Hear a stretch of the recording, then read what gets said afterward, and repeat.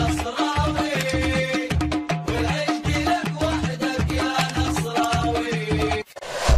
عرض ضخم من إنجلترا لتاليسكا. سر خطف النصر رونالدو من الهلال. حقيقة انتقال أبو بكر من النصر إلى الشباب. رسميا رويس يرد على عرض النصر. كشفت شبكة عالم النصر تحت عنوان حصري وعاجل عن عرض ضخم من نادي ويست هام يونايتد الإنجليزي للتعاقد مع تاليسكا في الميركاتو الشتوي الحالي يناير 2023.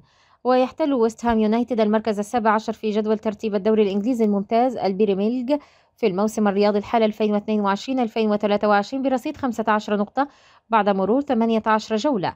وأعلنت الشبكة رفض الإدارة النصراوية عرض ويست هام بمجرد وصوله إليها، حيث تمسكت ببقاء النجم البرازيلي مع الفريق الأول لكرة القدم. من ناحيتها أكدت شبكة ميركاتو دورينا على فتح إدارة نادي النصر مفاوضات مع تاليسكا خلال الأيام القادمة من أجل تحديد عقده الذي ينتهي في يونيو 2024. جدير بالذكر أن تاليسكا أعرب عن رغبته القوية في اللعب مع الأسطورة البرتغالية كريستيانو رونالدو المنضم في الميركاتو الشتوي الحالي إلى نادي النصر، وفي عقد لمدة موسمين ونصف مقابل 500 مليون يورو 2 مليار ريال سعودي. كشفت صحيفة ذا أتلتيك عن الكواليس الكاملة لانتقال رونالدو إلى النصر في الميركاتو الشتوي الحالي بعد أن كان قريبا للغاية من الانضمام إلى نادي الهلال على النحو التالي: عندما تفاوض كريستيانو رونالدو مع مانشستر يونايتد الإنجليزي على خلفية إنهاء عقده، كان هناك اعتقاد من المقربين منه بأنه سينضم إلى أحد الأندية الأوروبية الرائدة في يناير.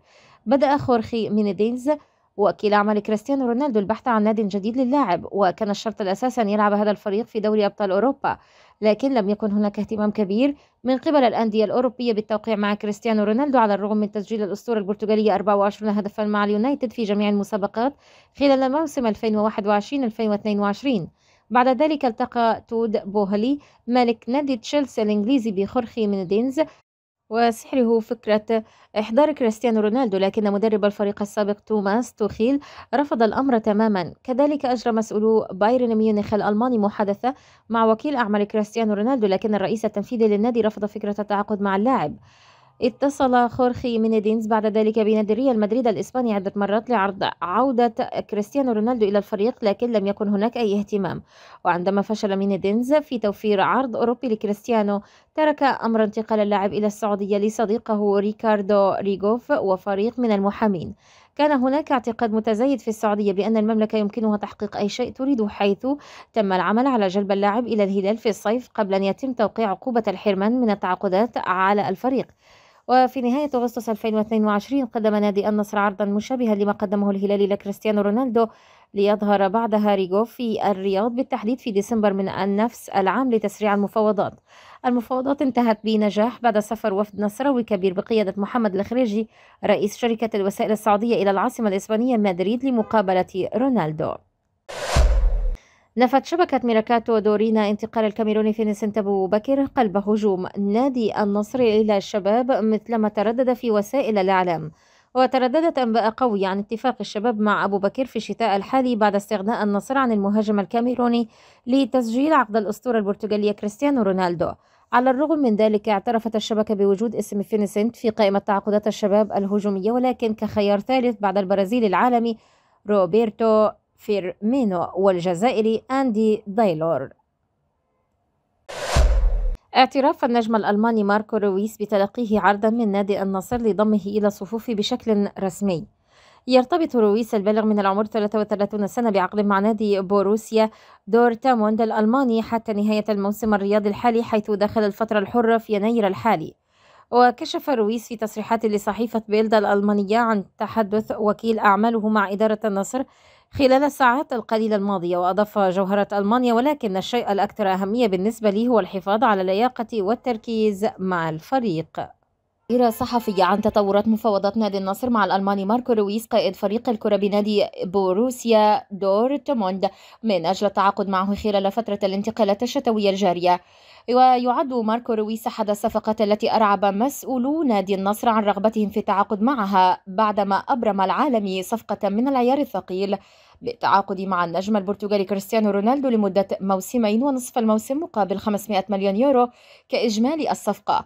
وذكر الصحفي التركي أكرم كونور عبر موقع التدوينات القصيرة تويتر أن ماركو رويس يريد الاستماع إلى العروض الأخرى قبل اتخاذ القرار النهائي بشأن الانتقال إلى صفوف النصر، علما بأن تمديد العقد مع دورتموند مطروح أيضا على الطاولة.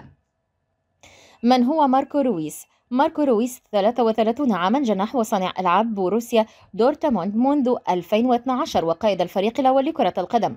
يلعب في صفوف المنتخب الألماني الأول منذ 2011، شارك خلالها في 48 مباراة دولية، سجل 15 هدفا، إلى أن رويس لم يكن في قائمة المناقشات في كأس العالم 2014 بالبرازيل والتي شهدت تتويج ألمانيا باللقب.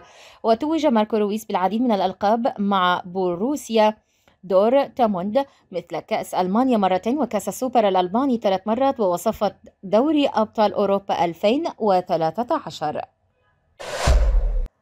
أشاد يوسف خميس نجم النصر والمنتخب السعودي السابق بصفقة التعاقد مع النجم البرتغالي كريستيانو رونالدو، واصفا إياها بصفقة القرن بكل ما تحمله الكلمة من معنى.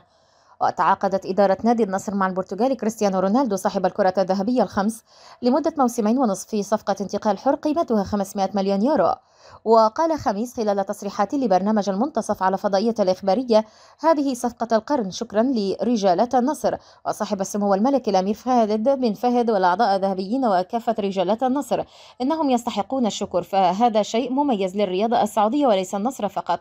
وحول أسباب عدم نجاح مسيرة الكاميروني فينيسنت أبو بكر مع نادي النصر، قال خميس: أبو بكر لم ينجح مع النصر، وإدارة النادي تحتاج لرأس حربة لديه فكر غير الإمكانيات البدنية. واستقرت إدارة النصر على رحيل فينيسنت أبو بكر من أجل قيد كريستيانو رونالدو في قائمة أجانب العالم 8 برفقة كل من دافيد أوسبينا، إلفارو غونيز أليس، أندرسون تاليس، كابيتي مارتينيز، جلال الدين مشاريابوف، غسلان كونان، ولويس غوستافو. كشفت تقارير صحفية صباح اليوم أن آخر التطورات لإصابات الفريق الأول كرة القدم بنادي النصر في ظل استعداداته لمواجهة نظيره الشباب في إطار مباريات الجولة 13 من دوري روشن السعودي. يحل النصر ضيفا على نظيره الشباب السبت المقبل ضمن مباريات الجولة 13 من دوري روشن السعودي للموسم الرياضي 2022-2023. يتواجد النصر في صدارة جدول ترتيب دوري روشن السعودي برصيد 29 نقطة، بينما يحتل النصر المركز الثاني برصيد 25 نقطة. أكدت صحيفة الرياضية في عددها الصادر صباح اليوم أن الإيفواري غسلان كونان الظهير الأيسر لفريق النصر سوف يغيب عن المواجهة المقبلة أمام الشباب، بعد أن أثبتت الفحوصات الطبية التي أجراها تعرضه لكدمة في الرباط الخارجي للركبة. وأوضحت الصحيفة أن اللاعب سيخضع الخميس لكشف آخر أكثر دقة من أجل تحديد مدة البرنامج التأهيلي الذي سينفذه خلال الفترة المقبلة. وأشارت الصحيفة ذاتها إلى أن الإسباني ألفارو غونيز أليس مدافع الفريق يحتاج إلى 14 يوما للعودة إلى التدريبات الجماعية إثر إصابته بتمزق خلال مواجهة الطاء الماضية. وضع الفرنسي رودي غاريسيا المدير الفني للفريق الأول لكرة القدم بنادي النصر اختبارات